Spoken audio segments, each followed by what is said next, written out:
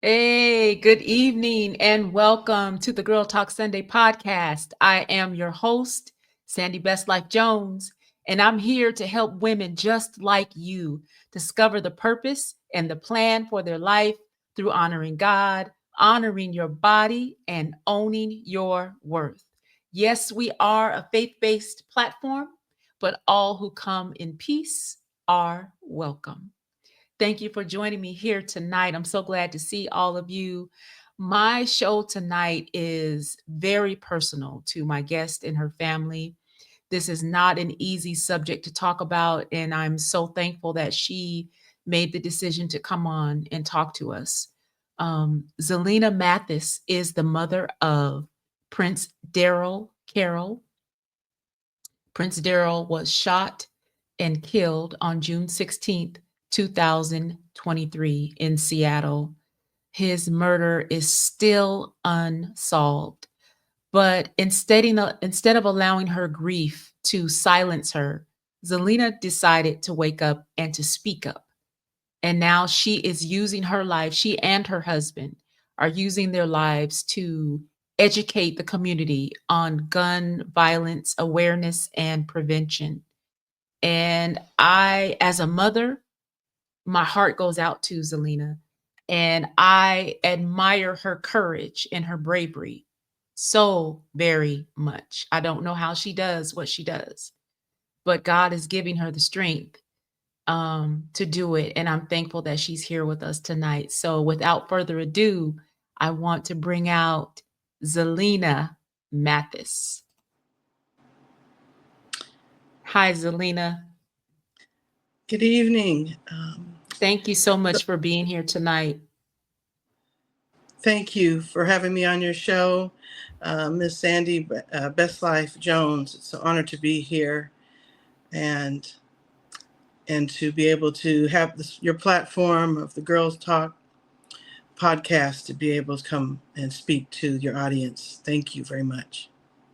Absolutely. So when I met you at the Fearless Dance Showcase, you approached me with your granddaughter and you told me about your son DJ, affectionately known as DJ. Yeah. And you told me about the book that you wrote for him that I have right here. It's called DJ Saves the Day.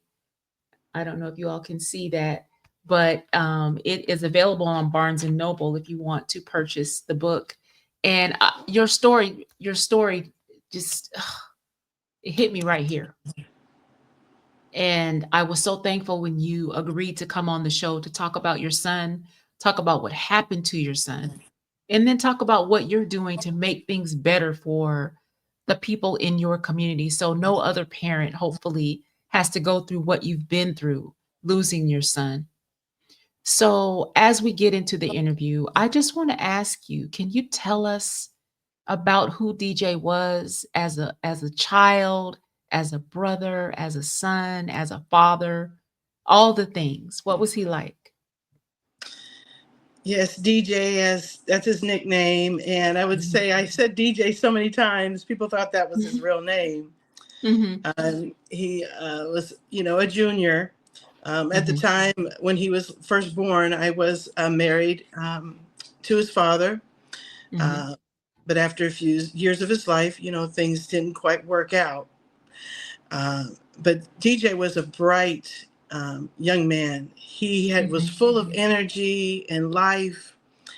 He was a big brother, when Mhm. he realized that he was going to be a big brother to his sister Anjanae. He Mhm. was so delightful. At 4 years old, he held her in his arms. So he was just a happy Oh. young child, to grow up and see the world around him, to make friends. And he loved to play basketball and to run track. He Mhm. actually even excelled so much in his earlier years. He went to the Junior Olympics twice. He loved to run so Wow. much. Yes, and he ran in relays, the 400, the 800 relay, and Mhm. he just enjoyed life as a child.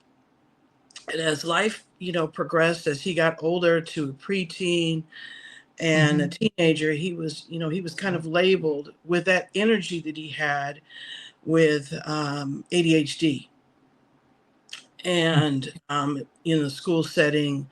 And I was a single mom at that time, raising two children, raising him and his younger sister, and realizing how to be able to support him. I know Mhm. along with this month that's, Gun Violence Awareness Mhm. Prevention Month, it's also Men's Mental Health Month as well. Mhm. And so as my son's as he got older, him being labeled with, having hyper attention deficit disorder, Mhm. he was starting to have more trouble in school, in his middle school and early, later years in school, which Mhm. then, he was on medications and so forth. So that smile and glimmer in his life, kind of Mm-hmm. changed as he got Mm. older, and the Mm-hmm. struggles within the school system in Seattle. But he always expressed his love for his friends, and he would always reach out to me as he got older. And he says, "Mom, are you okay?" He'd always check in on me as he got older, Mm-hmm. and so I just loved and adored him. We grew up in the church. Mm-hmm. Actually, in the Adventist church. I raised my children in the Adventist church, where my father in Seattle brought us all into the church when I was younger, and so Mm-hmm. that's where my children were raised, in the church. So he learned the principles of the Bible, as well as to have friends in the community. Mm-hmm. So he was just a bright young boy, yeah, bright boy, and just a promising for his future. Mm-hmm. Yes. And so take us back to June 16th, 2023. What do you remember about that day? Well, before DJ's life was taken by gun violence, uh, Mm-hmm. even going a few days back before that, he was in the hospital. My Mm-hmm. son was in the Everett Providence Hospital, and we were making arrangements, his counselors and staff, because as an adult he was battling from from mental illness as his Mm-hmm. life progressed in adulthood. And when he was being released from the hospital, he's being transferred to a facility that was less restrictive, that he could come and go, Mm-hmm. off of Aurora Avenue North. And unfortunately, Aurora Avenue North has a history along that corridor, and so many other places in the Northwest, but especially Aurora, is a high Mm-hmm. crime of sex trafficking, drugs, and homelessness.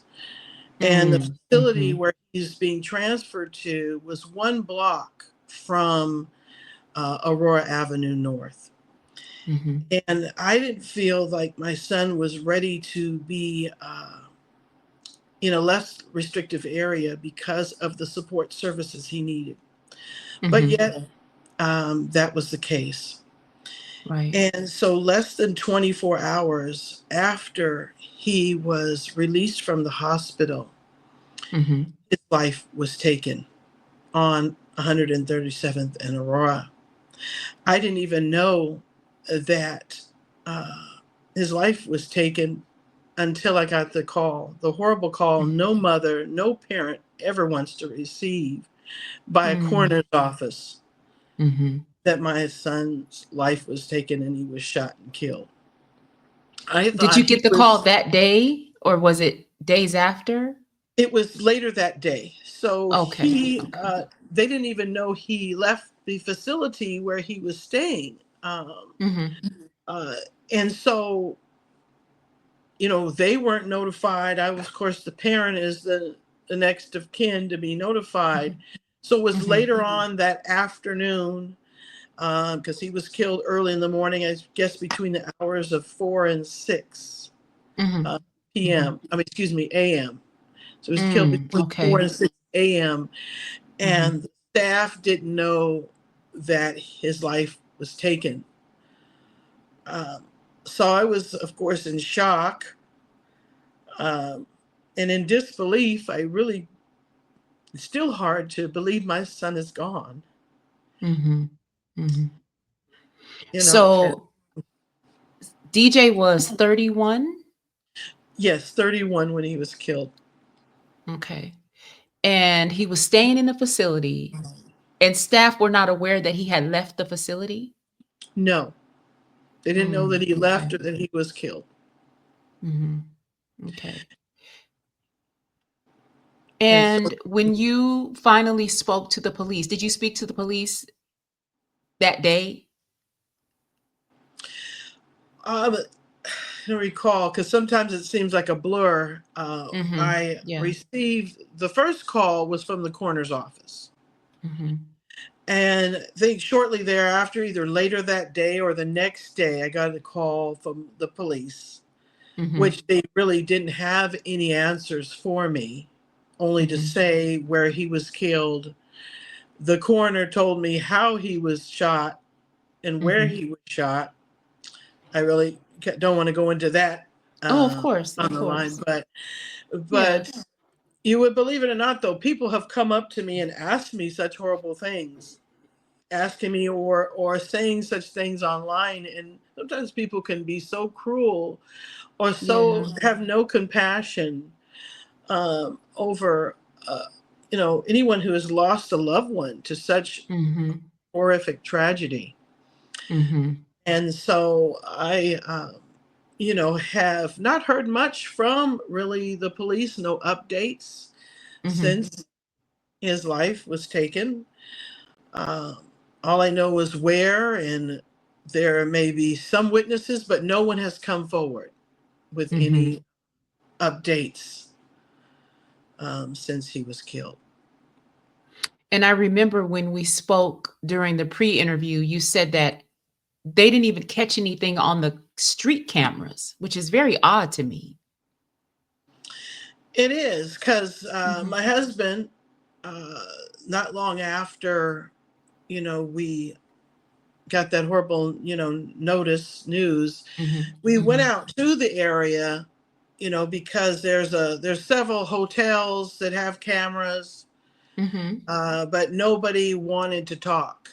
I Oh, think a okay. lot of people are afraid to talk, afraid that they will Mhm. be a victim of gun violence, or since the killer is still out there somewhere, Mhm. they could Mhm. they would talk and be victims themselves to speak Mhm. to the police. I hear that a lot when there are shootings and unsolved crimes, that Mhm. witnesses, if there is any, don't want to come forward because they're afraid of their lives. Yeah. And I get that, but yet there's still killers out there that need to be served justice for Mhm. what they're doing, and to stop Mhm. what, because they could do this or possibly have killed again, since my son has not no longer with us. Right. Now, did he leave his personal belongings at the facility or did he have them with him? He really Do you didn't know? have, he really didn't have much. uh Mhm. he it was hard for him to keep belongings Mhm. with the mental illness. He had a lot of delusions, a lot of Mhm. things that he thought people prior to his death were always after him, the Mhm. delusions and things he thought he would see, because he would call Mm. me uh, Mhm. and say, "Mom, I feel somebody's after me," but he wouldn't say Mm. who or what. And I would just say, because I always prayed for him, and Mhm. I said, God is watching over you. And if Mhm. I didn't hear from him from time to time, I would say a prayer to myself, or as I would ask Mhm. close friends to pray. And it Mhm. wouldn't be long after that I would hear from him. So I'd always Yeah. think God is answering my prayers, because my son's alive, and day by day, every day is a miracle. And Mhm. I still believe that way, because I still believe my son's spirit is with me. Mhm. That's why I Mhm. wrote the book in his memory. That's why I Mhm. wrote the book, to, Yeah. in his memory, to reach out to youth, to Mhm. reach out to younger generations, because I have a granddaughter, Mhm. and you met And my she's granddaughter. DJ's daughter, right? She's your son's Yes, daughter. Yeah. Yeah. yes, yes. Mhm. She just looks just like him. You saw I put up an image of her and him right next Yeah. to each other, especially when he was Yeah. younger. They Mhm. look so much, like a split images of each other. And in a lot of ways, with her tenacity, her enthusiasm, and her personality, reminds me of my son so much. I love my, Yeah. granddaughter Katana. She's such a beautiful young lady, and she just turned 13, in fact. Yeah, I saw that on Facebook. Yes, she's going through so much though, because Yeah. she and her mom, and she has, her mom has other, has sons, so she has some brothers. They were Mhm. just heading back from Texas, Mhm. and moving back to the Northwest from Mhm. Texas. And I was planning to reunite them. And Mm. I had to give this tragedy. I'm in shock and grieving and in disbelief that my firstborn son, my firstborn child, was Mhm. killed. And Yeah. my hopes was to reunite when she was, 11, 11 years old then. And Mhm. to reunite them instead of telling her, trying to figure out how to tell her, because there's not a lot of services available when you're talking about therapists and social workers, when you're, tragedies that happen. Mhm. I no one really reached out to me right away after, you know, my Mhm. son was killed. So I'm trying to find therapists myself. Who do I talk to? I don't know what to do. I don't, I didn't know how to even communicate with my granddaughter. Because she was looking forward to seeing her dad. Mhm. And, the Mhm. last time she saw him, sadly, Yeah. was at his celebration of life service when he was no longer living. And it was, Oh, one of the most I'm so devastating sorry. conversations I've ever had to have with my own granddaughter, my only Mhm. granddaughter, to talk to her. And she, of course, has changed so much, not just being now a teenager, dealing with her own, how to Mhm. deal with life, but grief, Yeah. how to Yeah. handle grief of losing her dad, and seeing other children have their fathers. This month Mhm. is Father's Day coming up, and it's Mhm. actually right around the same time my son is, killed. My son last Yeah. year, his first year anniversary was on Father's Day, and she didn't have no dad, no daddy. She has a grandpa, and other loved ones, but it's not the same when your daddy's gone. It's not the same. Not the same when your child is gone. And S- so yes. So, did the police indicate that your son was robbed of anything? No. Did he have his wallet when they found him? No, I mean, literally, like I mentioned, that my son was released from an inpatient hospital, uh, Mhm. and he was there for over a month. Mhm. So I highly believe that he had any kind of possessions on him. Okay. And Okay. because he, uh, was in the care of a mental health facility, just Mhm. Mm. less restrictive, he Mhm. really wasn't able to really think clearly for himself. And with Okay.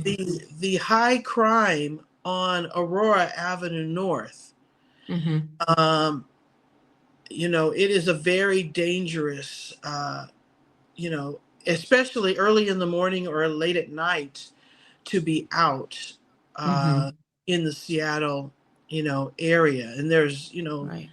very high concern.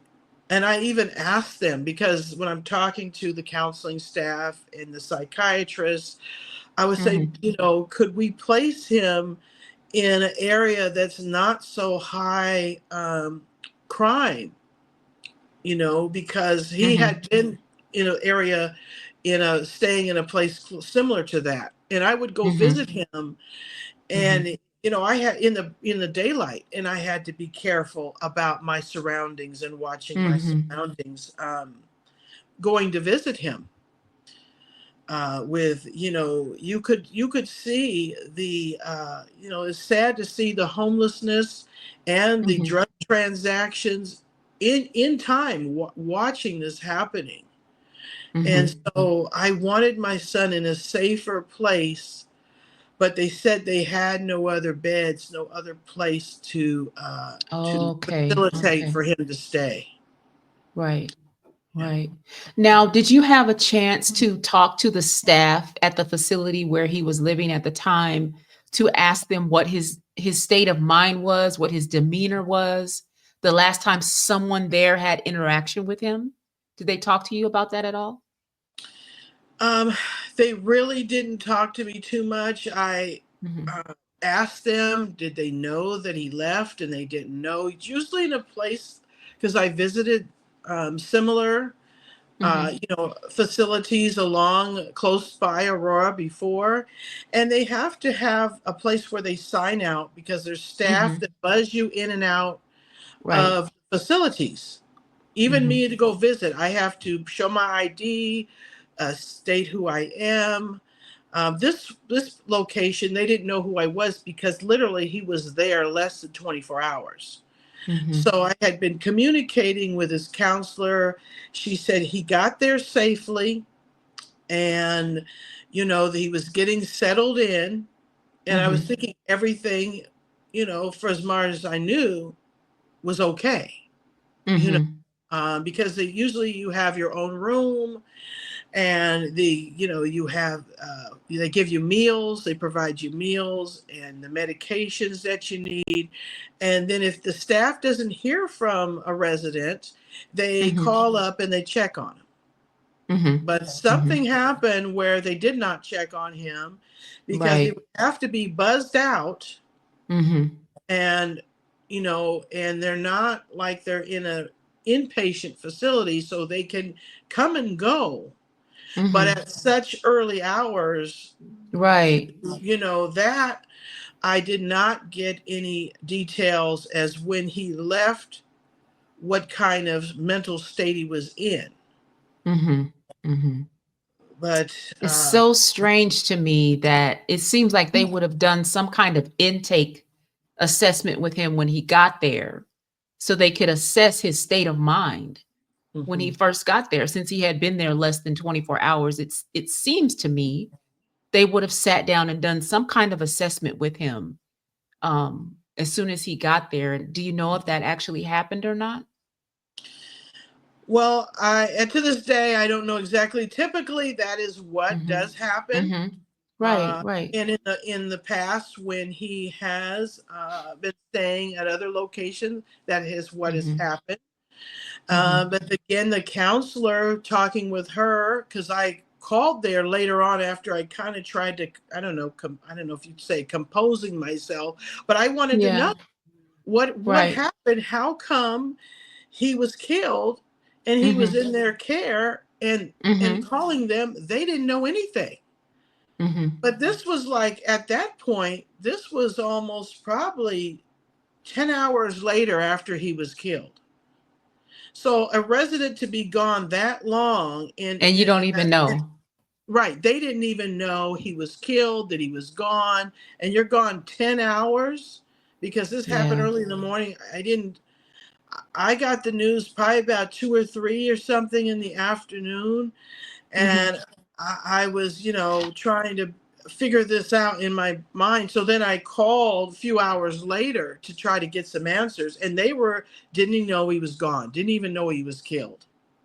Mm. That just more added to my Yeah. grief and my shock.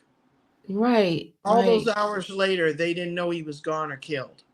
That So here you because yeah, it was just I was gonna say, here you were thinking that your son was safe in a facility where he could get some help for his mental health concerns, and he leaves the facility and nobody even knows that he's gone.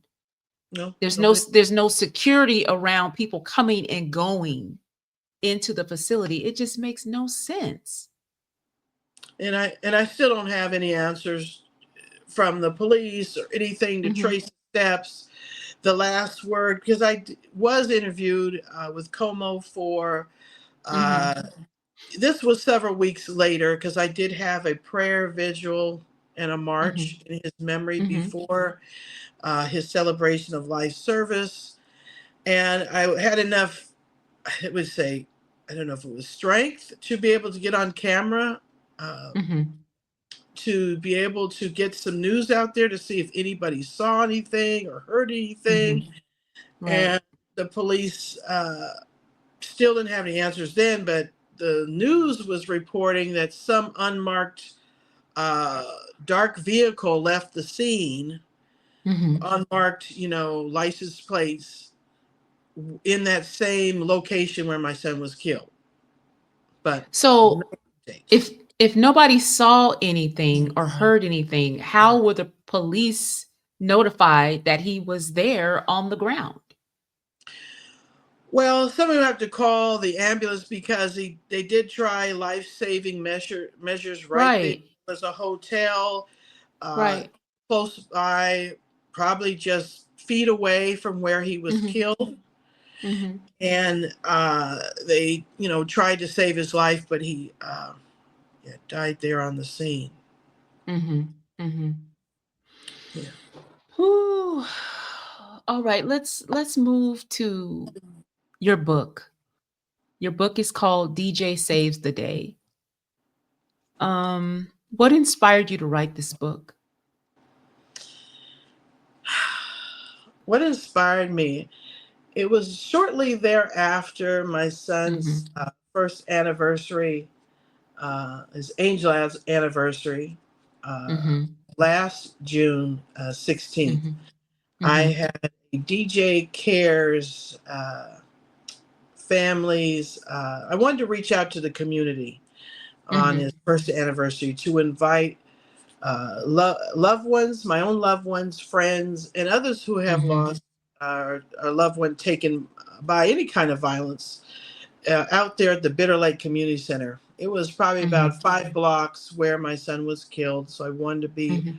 out there to have gun violence awareness and prevention and have this beautiful ceremony in his memory. So I Mhm. invited Moms Demand Action for Gun Sense America. I am a member, and I invited Mhm. Alliance for Gun Responsibility and several organizations that are local and national.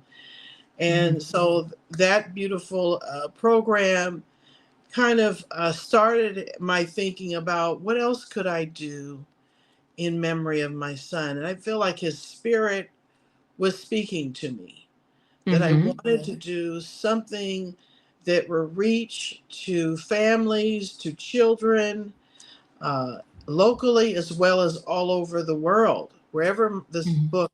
And so my son's, I just really feel his spirit because Yeah. I could still hear his voice. Mhm. Mhm. I could still hear his voice and say, Mom, do something and remember me. My life Mm. matters. Mm. Yes. Yes. My granddaughters, she is still with us, thank God. Her life Mhm. and our children's lives matter.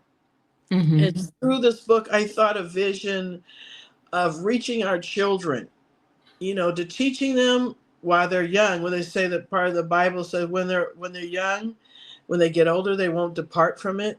So if we could Mhm. teach our children positive about caring, about Mhm. giving back, to thinking Yeah. about others, to start them when they're younger. And so this is where the book DJ Saves the Day was. I was kind of inspired, and it just came to me because my son was not a child, but my Mhm. my Mhm. granddaughter is a child. She's still here, and I Mhm. really feel that I want to reach our children because my son, Mhm.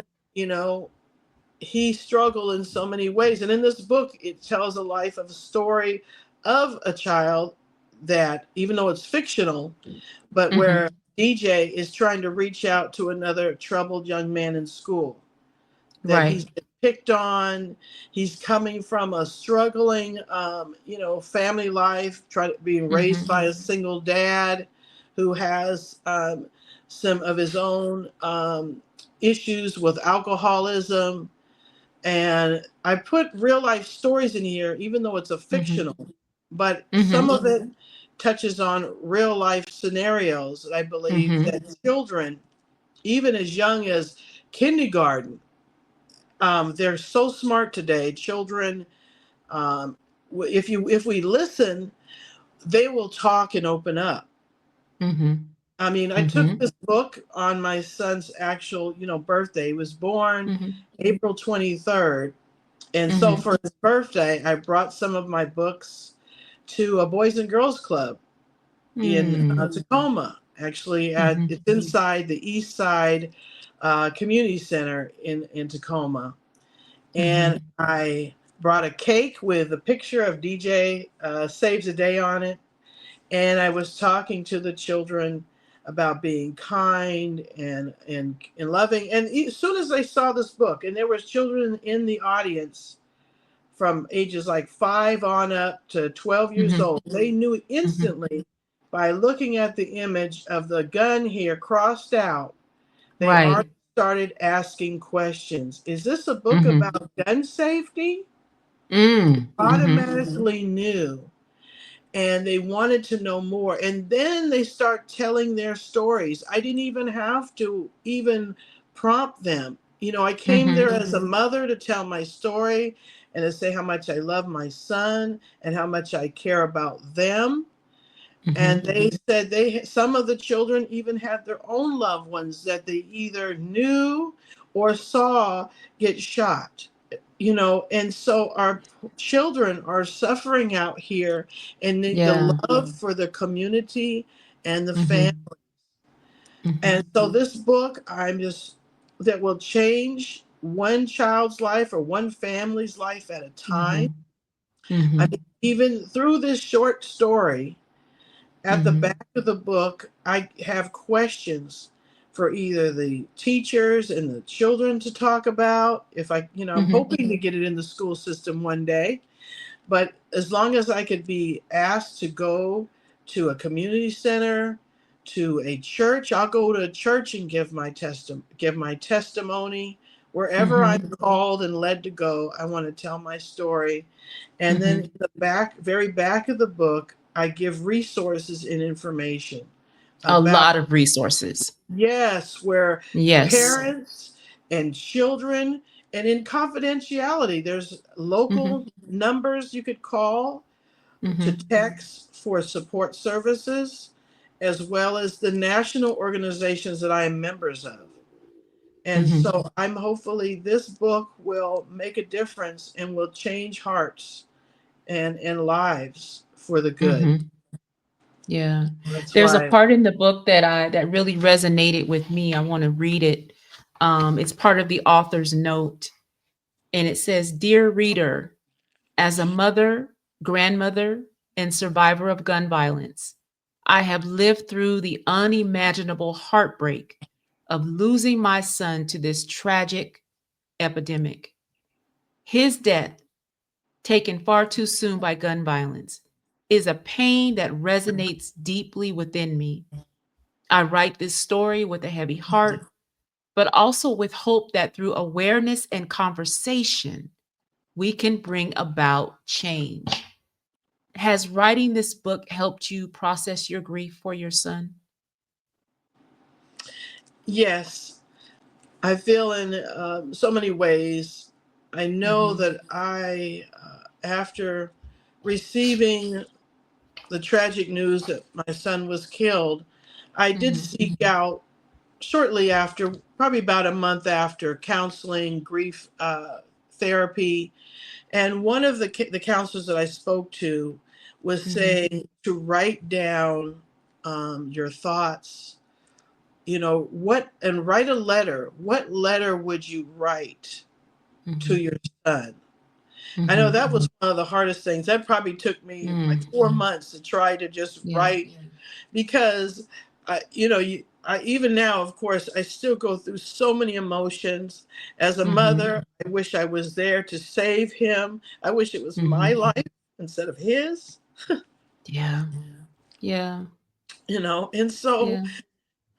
I this I've traveled from to North Carolina to Washington D.C. I've met parents that lost their children in the Sandy Hook Elementary School shooting years Mhm. ago. Mhm. at a national gun violence survivors gathering in Washington Mhm. D.C. last December. Right. And I met so many moms and loved ones who have lost their children or loved ones to gun violence here in Washington State. I've spoken to, our state senators, mayors, legislators, as far as like going to across the United States and here locally.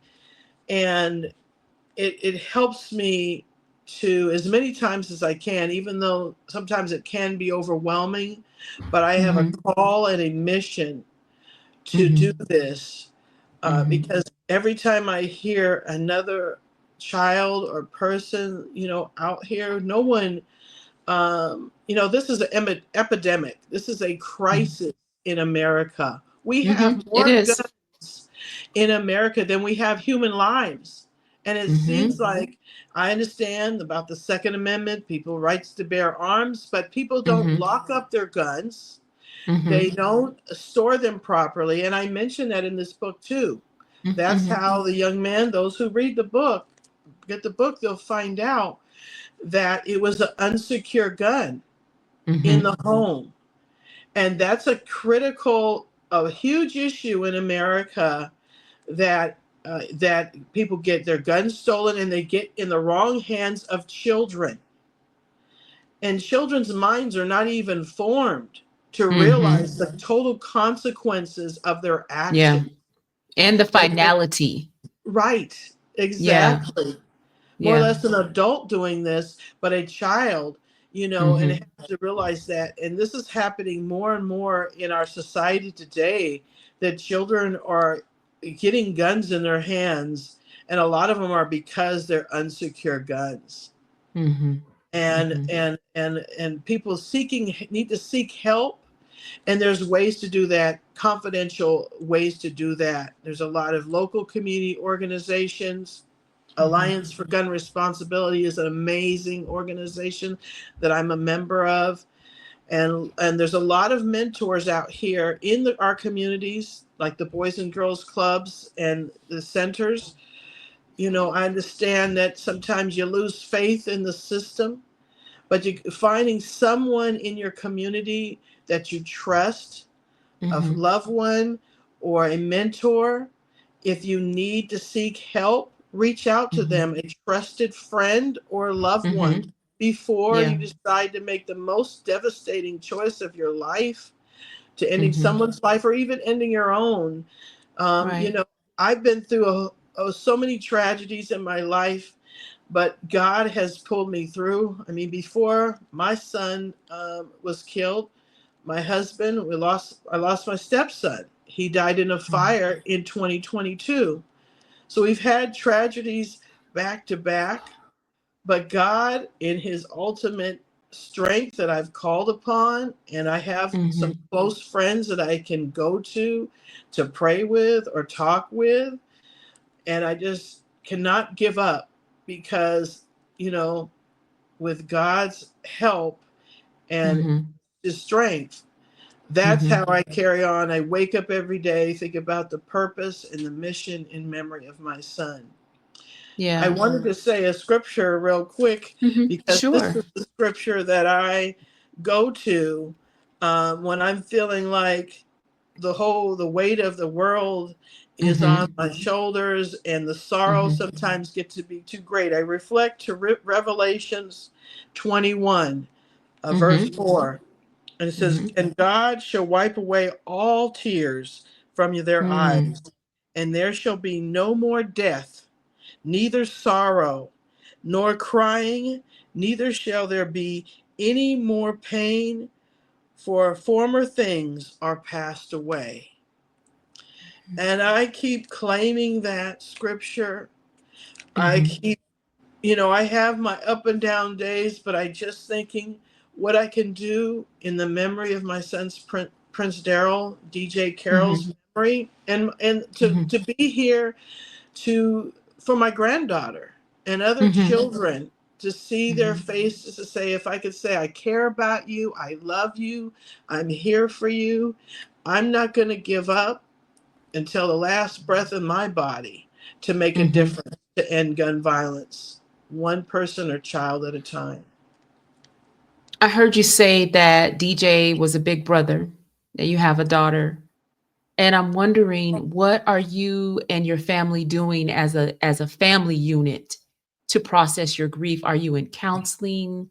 Are you is your clergy working with your family? How are you taking care of your mental health right now in the midst of your grief? All of you. Well, Mhm. as family, because everyone kind of handles the grief differently. Um, Mhm. we haven't necessarily gone to group counseling as a family together. I've Mhm. gone myself. Mhm. My granddaughter, she, because we don't live in the same household, Mhm. she and her mother and brothers, they have family counseling and Mhm. individual Mhm. counseling. Because since my son and her dad had, Mhm. since he was killed, Mhm. they have other family members on her side of the family has also passed away. I mean, I was very close to one of my aunts. My dad, he had passed away in 2019. Mhm. And, so this month in June is just very emotional. Yeah. You know, having to go visit my father, in at the graveside, and my son, he's with me, but he's in an urn Mhm. with Mhm. me. But it's kind of an individual, thing. But I highly recommend counseling and support. Mhm. I Yeah. pray with my Yeah. husband, and everybody Mhm. processes grief and their emotions differently. But I know I'm Mhm. here as a loved one, and I know I talk with my daughter all the time. I know she gets some support from her dear friends and professionals Mhm. in the community. Good. Good. She is like stays laser focused on the work she's doing in the community to help families. I think that also helps channel her, I guess, endurance and what she does. Uh, Mhm. Last year, her and I just went to the beach, a place for solace Mhm. together to remember her brother and, of course, my son. We flew Mhm. kites together, and I always find Mhm. the beach where the sand and watching the sunset. And that's what I'm going Yeah. to do this year in his memory. I'm going to Mhm. have a twilight sunset ceremony uh, Mhm. out Mhm. in the North Seattle, not too far away from where he was. He took his last breath. But I Mhm. always think that you can have a peace with the Lord, and in finding rest in Mhm. the sunset and the Mhm. ocean. If That's you're listening right. to that, and so that's where I'm called to go. I'm Mhm. inviting my friends in the community. I have the information on my Facebook page. I know Mhm. that's a holiday weekend for a lot because it's Father's Day again. Mhm. But it'll be sunset that evening, so that'll be considered another day, and that will go into remembering my son on June 16th, Mhm. going into as a sunset on the 15th of June. Right. And so Right. that's what I'm doing this year in his angel anniversary of his passing. Awesome. If DJ were here right now listening to this conversation, what would you want him to know? Well, I know he would be calling me or listening. He'd probably get on the phone and call me. Mom? Are you okay? Are you all right? Because Yeah. that's the things he would Yeah. say. And I kind of touched on that in the book. He's like, Mhm. well, and I'd say, son, it's just to hear your voice Mhm. gives me hope. And Mhm. I have a hat that says hope on it. And Mhm. I'd say, son, I'm doing all that I can in your memory, and I wish you were here. I wish Yeah. you were here spreading this news of everyone to just love one another, uh, Mhm. to spread about forgiveness, about being kind to one another. and to making the right choices, because the choices you make in the split second of your lives Mhm. change Mhm. your life and the other individual or individual's person's life forever. And Mhm. it is a ripple effect because of loved ones, of friends. You see time and time again when someone's life is taken by gun violence, a child Mhm. or a loved one, there Mhm. are so many other friends, family, Mhm. everyone that ever Mhm. knew him. I had Yeah. friends or his friends that like mentors when my son was a part of the Big Brothers Big Sisters program, and his Mhm. mentor flew in from out of state to Wow. come and be there for the family. And we hadn't seen him Mhm. in years, but it was so kind for him to be there because he remembered the Mhm. smiles the DJ had, the times they shared together to talk Mhm. and go on little outings together. Because my son didn't have his own dad for many years in his own life growing up. He didn't. Mhm. He had his grandpa, my dad, but his own father was missing Mhm. in his life as he was Mhm. younger. And so Mhm. you had that missing piece, that missing piece in his heart. And now, of course, a piece of my heart is missing because my son is Mhm. not here. No parent Yeah. is supposed to bury their child. Yeah. Nope. No matter Yeah. how they get, no matter how old they get. And, Mhm. it breaks my heart. I try to be there. I want to be there for other parents and be strong enough to be Mhm. there for them Mhm. and connect and be a source of support and Mhm. love for other parents who have been impacted and survivors of Mhm. gun violence. I'm looking at to getting further training to be a like a support care Mhm. worker, and looking how we can get more funding in Tacoma. Mhm. Tacoma and the Pierce County doesn't have an office of gun violence support for funding. A lot of Mhm. times there's the lack of services. I mean, the government's already stripped away from the White House, stripped away the office, the National Office of Gun Violence Prevention. And so I am, moving into a space where I want to be an advocate, as Mhm. well as one day I pray that I can actually have a physical place, a retreat center called DJ Right. Cares in his memory, where families Yeah. and those impacted by gun violence can come to a place in the country or by the ocean and Mhm. come for care and services for a weekend or for a week or anytime they need a place to come for peace Mhm. from where the area in where the violence and all that took place, because that brings on Mhm. more trauma and triggers, Mhm. Mhm. but a place of Mhm. solace and peace. And I think my son would be very honored to have a place in his memory called DJ Cares. And so Yeah. right now I'm building a website called DJ Cares, and it'll Mhm. be a resource like in the book where I have resources in the back.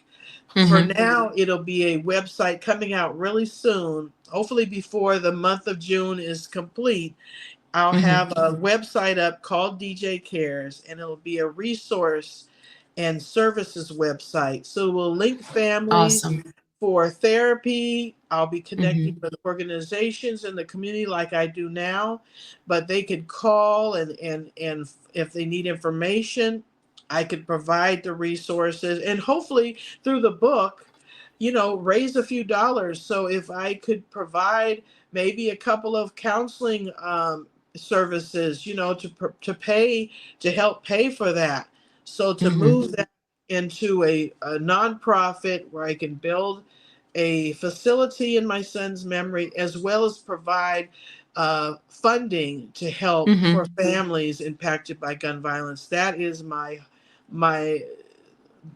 prayer, my hope Mhm. in my son's Mhm. ultimate memory, to do that within the next year or two, God willing, Mhm. would happen. And you just recently spoke in front of the Tacoma City Council as well, correct? Yes. Yeah. So What was that I have the like? proclamation here.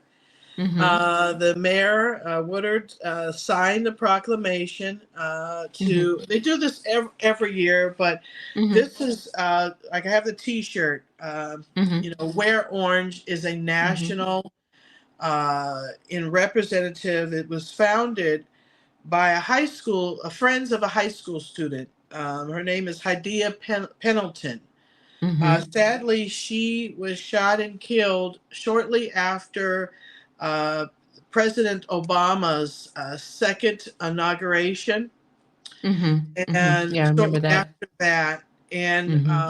her friends, in her memory, um, they started the Wear Orange for awareness, because you could see Mm-hmm. this, and this is like when you're like hunters and so forth, when Mm-hmm. they're, Yeah.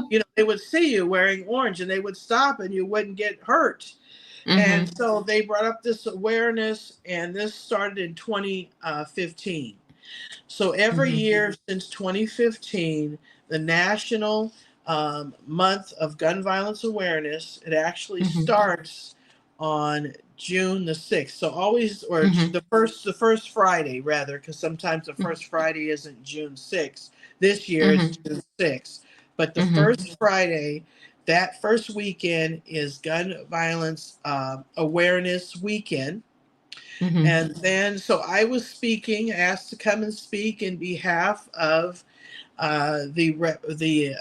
excuse me, Moms Demand Action in Every Town. Since I'm a member, I was asked to go and speak Mm-hmm. this year in front of the Mm-hmm. city council, and I brought some friends with me who are advocates in Mm-hmm. the community, to, because we got to, end this together, work together. Some Yeah. other gun violence prevention advocates and dear friends. And so they came and stood by my side, and that give me the strength to give my story, and Mm-hmm. to speak in behalf of the other voices that have been silenced, those who have been killed by gun violence, other family members, where it is Mm-hmm. so devastating. Sometimes you can't even say a word because your emotions and your grief is so deep. Like I Yeah. tried to Yeah. explain in, the note by myself Mm-hmm. as an author, to say how deeply profound the pain, and sometimes the grieving, for some family members is so great they just pass Mm-hmm. away. The Yeah. the grief. I mean, I had recently met a mother who lost her son last year to gun violence, and at the Mm. beginning of this year she died of grief, Mm. and Mm. her body just shut down. She couldn't want to live anymore because she lost her Mm-hmm. son, and he was much younger than my son, but the grief Mm-hmm. and the pain is can be overwhelming. And Mm-hmm. so sometimes you have to take some time. I have to take some Mm-hmm. time and rest. I Mm-hmm. know I have a lot of, I want, because my mission, I want to do, sometimes I feel like I'm not doing enough, but I Mm. also have to find the time to to take care of myself, because Yeah. it takes a lot. It takes a lot out of me emotionally to Mm-hmm. tell my story, because the trauma and the triggers bring it back up, and so Mm-hmm. I know I have to pace myself, and but I know that the work is needs to continue. And Yeah. so at the Tacoma City Council, they have this proclamation. I'm hoping that there's more funding that will be available, because the need Mm-hmm. is so great for medical, because there are people that have survived, but they have a lot of wounds, surgeries they Mm-hmm. have to have. True. So it's Mm-hmm. physical and emotional for the rest of their lives. Yeah. you Yeah. know and so for those who have never experienced it, or never had a loved one or dear friend in their lives who have been impacted by gun violence, you can't Mm-hmm. imagine what the triggers. If sometimes I, even when I hear, because I live close by the military base, I Mm-hmm. hear a lot of the maneuvers And, Mm. sometimes I hear Right. shooting, and that Right. triggers it. I don't even like the 4th of July with all the Mm-hmm. fireworks. Mm-hmm. It frightens me. So I Mm-hmm. have to go into a place of prayer and go into myself for peace, and find some places of tranquility. And families and individuals, are emotionally impacted and physically for the rest of their lives, and so Mm-hmm. Mm-hmm. services are desperately needed, and Mm-hmm. to get out the have the word out there to our local communities that we have to work together. The saying, Mm-hmm. it takes a village. It takes Yeah, a it really village to does. reach us. Mm-hmm. It takes a village. Well, Zalina is wearing her orange and I'm wearing my orange. And so my hope is that our viewers will take at least one day this month during Gun Violence Awareness and Prevention Month to wear their orange in memory of DJ and all the people across this country that have lost their lives to senseless acts of gun violence. Now, you have an event coming up too on Sunday, correct? Yes. Sunday, June 8th. You want to June, talk about that? yes, June 8th. I know that this will be aired after that, but Mm-hmm. please get the word out. This is a family and individuals, so it's for the whole community. Mm-hmm. I'm also going to be other locations, but Intentions Juice and Smoothie Bar, Mm-hmm. um, the owner graciously, Miss Evans, Marquita Mm-hmm. Evans, has donated the space for us Mm-hmm. to share our stories, to come with love, to be invited out. Another mother Mm-hmm. is actually on the program too. Her name is Mrs. Regina Tillman. She Mm-hmm. lost her 15-year-old son, Moses. Mm. He was Mm-hmm.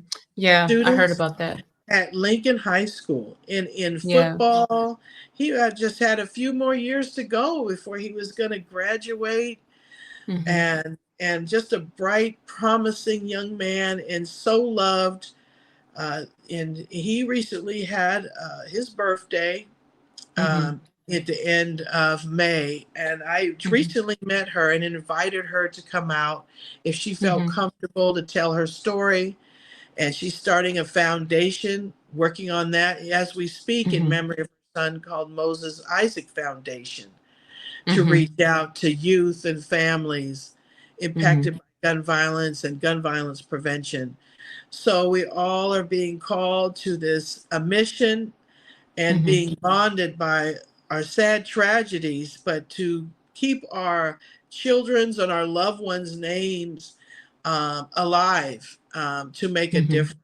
And so she'll Mm-hmm. be there. We'll be having free smoothies, Mm-hmm. that by the Intentions Juice and Smoothie Bar, as well as we're going to be having other free produce and giveaways. I even Mm-hmm. have DJ Saves the Day little wristbands here. I have those. I've added little stickers. Kids like stickers, so I have little stickers I have here. You can see them. Yeah, they do. They do They like love stickers, stickers. so I've given away stickers, and I even have DJ Saves the Day T-shirts. So I'm really kind of doing all that I can. They have Mm-hmm. all of his friends here on the T-shirts, Yeah. and Oh, so this is all of his friends saying, "Hey, we all can end violence together. Our lives matter." that's So right. I That's will right. be giving away a raffle for a free T-shirt, and so every event I'm going from Tacoma Mm-hmm. to Seattle to Kent. I'm going to be going to several Juneteenth, having a table at Mm-hmm. events in Kent, Washington on the 21st. And then I'll be in Seattle on the 29th for different events. You could follow me on Instagram uh, Mm-hmm. and Facebook, and I'll be sharing all the events that I'll be at. And as well as I have organized, I'm not the instructor for the Women's Wellness and Healing Circle. Mm-hmm. That is taking place on the 10th and the Mm-hmm. 21st 4th of June. And it's off Okay. being offered at the Tacoma City Association of Colored Women's Club, right in Tacoma off Mm-hmm. of Yakima. And Mm-hmm. that is a free circle for women. If you've been impacted by trauma and loss of any type, Mm-hmm. this is a beautiful bonding, compassionate circle Mm-hmm. instructed by a professional instructor in health and wellness, Miss Mm-hmm. Rachel Clark. She's been has her degrees in this and training, and Mm-hmm. I highly recommend it. I attend myself for my own part of my own healing, Mm-hmm. and Mm-hmm. it's offered free, and it starts at 6:30, about an hour and a half. Mm-hmm. So that is online through Eventbrite for all women Mm-hmm. who have experienced loss, trauma related loss of any type, are welcome to come Mm-hmm. to the City Association, excuse me, of Colored Women's Club, and that's on Eventbrite, and that's free. So I'm doing all that I can Yes, to you are. give back, and in the Mm-hmm. memory of my son, uh, Yeah. this is my calling. I'm turning my pain into a purpose and a passion in Mm-hmm. his memory. Mm-hmm. So I really thank you for this being asked to be on your Girls Talk show, a Mm-hmm. podcast. I appreciate this, to be given this opportunity. I appreciate And it I so. I appreciate you being here. And yes, you are doing all that you can possibly do to raise awareness about gun violence prevention. And I think that DJ would be very, very proud of his mama. I do. Thank you. Yeah, he would. Thank you so much for being here tonight. And I know that the event at Intentions Juice Bar is going to take place the day before this show is set to air. So I'm going to amplify that event for you on my social media platform. Thank you, because You're welcome. come on out. It's supposed to be pretty warm. It's already getting pretty, the Yeah. temperature's rising. So come to the juice bar for free Hmm. fresh smoothies and produce that we're giving away, enough Yes. for up to 100 families. All So I right. thank you for supporting these very important activities we're doing out in the community to build hope Yeah. and togetherness. And we'll have resources that other organizations will be there to presenters. And then Hmm. I'll be reading one of the part of the chapters in this book, as well as giving it away at this event on Sunday, June the 8th. Awesome. Yes. Now, will you be at the Tacoma Juneteenth event? I will not have a booth there, but I will go Mm. by to Okay. visit. Yes. Okay. Well, hopefully I'll see you so I can give you a big hug. Oh, I love that. Definitely love hugs. Yes. Yes, Well, my thank heart is with you and your family, Zhalena. You know my prayers are with you. I'm so thankful that we got a chance to meet, and we're going to keep in touch. Yes, please do. That's my hope, and thank you so much. It's been an honor to be on your show, You're podcast welcome. show today. God bless you.